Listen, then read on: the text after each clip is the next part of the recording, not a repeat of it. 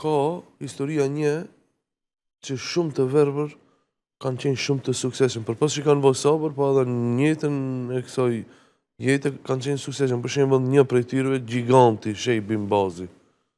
Ai ka qenë i verbër që nga familja apo jo? Thu që pak më vonë është verbëru. Ajo është një shembull që kalon histori pas vete, si një njeri dietar i madh kolos.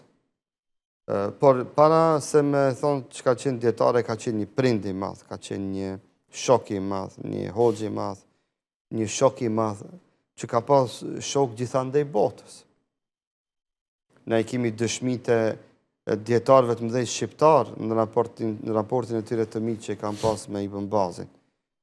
Sikur deklaratat e hoxhës djetarit të madh shqiptar të Abdelkader Arnaundit, që unë vetë i kam dëgju se sa e lëvdonte Ibn Bazin dhe çfarë respekti ndërcjellët kanë pas ata mes vete. Njëjtë djetarin e madh shqiptar Nasiruddin Albanin dhe shumë djetarë tjerë që dhe njerëzit po flas.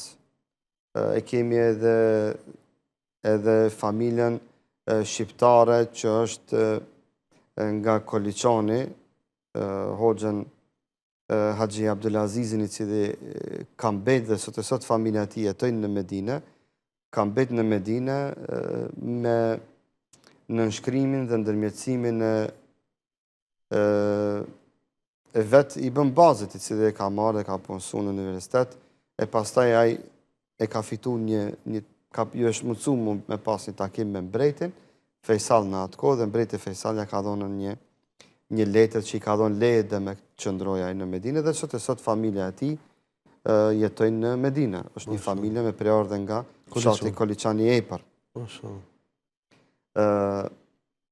E që ta bën me dije zemërgjërsinë e tij që zemra e tij s'ka pas kufi. Ka pas vend të i donë njerëzit, por i ka pa me sytë e zemrës, edhe pse sytë e ballet si ka pa. Mos flasmi për dijen e tij që ka qenë hafiz i Kuranit, ka memorizu shumë hadithe të Muhamedit sallallahu alaihi wasallam, shumë libra të dietarëve islam ka pas në memorien e tij, dhe jo rastisht ai edhe ka qenë njëri nga muftit historik të Arabisë Saudite, por ka qenë edhe mufti i botës, se gjithë bota i ka dërgu pyetje dhe konsultat ato të këtij njeriu të madh.